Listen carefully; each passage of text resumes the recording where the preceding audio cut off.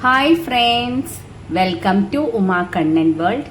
നമ്മൾ ഇന്ന് ഉണ്ടാക്കാൻ പോകുന്നത് പുളിയോദരയാണ്. അത് തമിഴ്നാട് റെസിപ്പിയാണ്. ഇതെങ്ങനെയാണ് ഉണ്ടാക്കുന്നതെന്ന് നോക്കാം. ഇത് നമ്മൾ ഉണ്ടാക്കിയിട്ട് നമുക്ക് കണ്ടെയ്നറിൽ സൂക്ഷിച്ച് വെക്കാവുന്നതും കൂടിയാണ്. ആവശ്യമുള്ളപ്പോൾ നമുക്കിപ്പോൾ കറിയൊന്നും ഇല്ലെങ്കിൽ ചോറിൻ്റെ കൂടെ മിക്സ് ചെയ്തിട്ട് ഈ റെസിപ്പി മിക്സ് ചെയ്തതിന് ശേഷം നമുക്ക് ചോറ് ഒക്കെ നല്ല ചൂടോടുകൂടി ചോറൊക്കെ കഴിക്കാവുന്നതാണ്. അപ്പോൾ ഇതിന് വേണ്ട ഇൻഗ്രീഡിയൻസ് എന്തൊക്കെയാണെന്ന് നോക്കാം. ഇത് എങ്ങനെയാണ് ഉണ്ടാക്കുന്നതെന്നും നോക്കാം. നമുക്ക് മെയിനായിട്ട് വേണ്ടത് വാളംപുളിയാണ്, ടാമറിൻഡ്. അതൊരു കുറച്ച് ഞാൻ എടുത്തു വെച്ചിട്ടുണ്ട്. പിന്നെ നമുക്ക് വേണ്ടത് ഡ്രൈ ചില്ലി, ഉണക്കമുളക്. ഞാനിവിടെ ഒരു 12 എണ്ണം എടുത്തിട്ടുണ്ട്. നിങ്ങൾക്ക് എരിവിന് അനുസൃതമായിട്ട് എടുക്കാം. പിന്നെ നമുക്ക് വേണ്ടത് കുറച്ച് കറിവേപ്പില വേണം. പിന്നെ കപ്പലണ്ടി, പീനട്ട് എടുത്തിട്ടുണ്ട് കുറച്ച്. പിന്നെ കടലപ്പരിപ്പ് നമുക്ക് ഒരു ചെറിയൊരു 2 സ്പൂണോ അങ്ങനെ എടുത്താൽ മതി. പിന്നെ ആവശ്യത്തിന് ഉപ്പ്, മഞ്ഞൾപ്പൊടി, പിന്നെ നമുക്ക് വേണ്ടത് മല്ലിപ്പൊടി കുറച്ച്, കായംപൊടി. പിന്നെ ഇത് താളിക്കാനായിട്ട് വേണ്ടത് കടുകും ഉലുവയാണ്. ഇതെങ്ങനെയാണ് ഉണ്ടാക്കുന്നതെന്ന് നോക്കാം. ആദ്യം നമുക്ക് ഈ പുളി കുറച്ച് വെള്ളത്തിൽ സോക്ക് ചെയ്ത് വെക്കാം.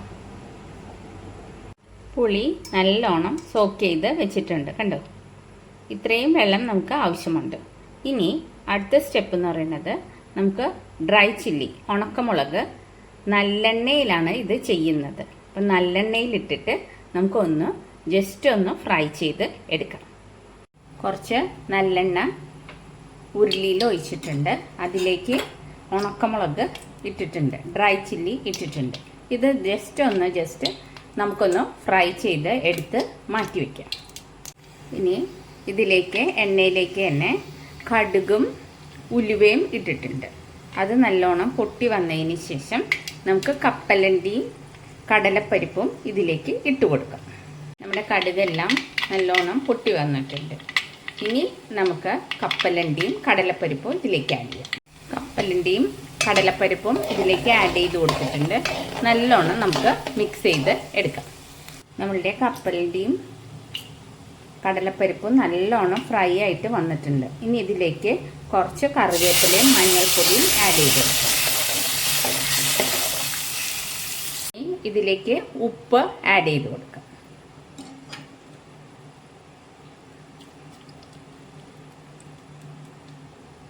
നമ്മൾ എടുത്തു വെച്ചിരുന്ന പുളി ആഡ് ചെയ്ത് കൊടുത്തു. പുളി അങ്ങനെ തന്നെ ആഡ് ചെയ്യണം, കണ്ടോ? ഇതേപോലെ തന്നെ ആഡ് ചെയ്യണം. മിക്സ് ചെയ്യാം നല്ലോണം. ഇനി അടുത്തത് നമ്മൾ ഉണക്കമുളക് വറുത്ത് വെച്ചിരിക്കുന്നത് നല്ലോണം കൈകൊണ്ട് ഇങ്ങനെ പൊടിച്ചെടുക്കാം, മിക്സ് ചെയ്യാം. ഇനി ഇത് അതിലേക്ക് ആഡ് ചെയ്ത് കൊടുക്കാം. നമ്മുടെ പുളിവെള്ളം ആഡ് ചെയ്തു. ഉണക്കമുളക്, ഡ്രൈ ചില്ലി നമ്മൾ ഫ്രൈ ചെയ്ത് വെച്ചിരുന്നത് അതും ആഡ് ചെയ്ത് കൊടുത്തിട്ടുണ്ട്. ഇത് നല്ലോണം നമുക്ക് മിക്സ് ചെയ്തെടുക്കാം. ഒരു 5 മിനിറ്റ്സ് ഇത് കുക്ക് ചെയ്തെടുക്കണം. നമ്മുടെ എല്ലാം നല്ലോണം കുക്കായിട്ട് വന്നിട്ടുണ്ട്, കണ്ടോ? ഇനി ഇതിലേക്ക് ലാസ്റ്റായിട്ട് നമുക്ക് ആഡ് ചെയ്യാനുള്ളത് മല്ലിപ്പൊടിയും കായംപൊടിയാണ്. മല്ലിപ്പൊടിയും കായംപൊടിയും ഇതിലേക്ക് ആഡ് ചെയ്തു.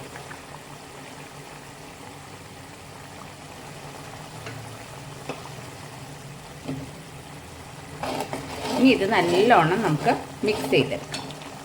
നമ്മുടെ ടേസ്റ്റി ആയിട്ടുള്ള പുളിയോദര റെഡി ആയിട്ടുണ്ട്, കണ്ടോ? ഇത്രയും നല്ല തിക്കായിട്ടിരിക്കും.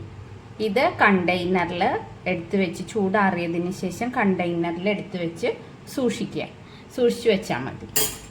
നമ്മുടെ പുളിയോദര റെഡി ആയിട്ടുണ്ട്, കണ്ടോ? എല്ലാവരും ഉണ്ടാക്കി നോക്കണം കേട്ടോ. ഇത് ഇനിയിപ്പോൾ ഒരു കണ്ടെയ്നറിൽ, എയർ ടൈറ്റ് ആയിട്ടുള്ള കണ്ടെയ്നറിൽ എടുത്ത് വെച്ച് സൂക്ഷിച്ച് വെച്ച് നമുക്ക് ആവശ്യമുള്ളപ്പോൾ കറിയില്ലാത്തപ്പോൾ നമുക്ക് എടുത്ത് ചോറിൻ്റെ കൂടെ മിക്സ് ചെയ്ത് കഴിക്കാവുന്നതാണ്. ഇപ്പോൾ എവിടെയെങ്കിലും ട്രാവൽ ചെയ്യാൻ പോകുമ്പോഴാണെങ്കിലും ചോറിൽ മിക്സ് ചെയ്ത് ഇലയിൽ പൊതിഞ്ഞ് എടുത്തിട്ട് പോയാൽ അതിനേക്കാളും നല്ല ടേസ്റ്റാണ്. കുട്ടികൾക്ക് ടിഫിൻ ബോക്സിലൊക്കെ കൊടുത്തുവിടാം. എല്ലാം നല്ല ടേസ്റ്റി ആയിട്ടുള്ളതാണ്. എല്ലാവരും ഉണ്ടാക്കി നോക്കുക. ഉണ്ടാക്കി നോക്കിയിട്ട് അഭിപ്രായങ്ങളൊക്കെ പറയാം. ഇഷ്ടപ്പെട്ടാൽ ഷെയർ ചെയ്യണം, ലൈക്ക് ചെയ്യണം, കമൻറ്റ് ചെയ്യണം കേട്ടോ. Thank you friends.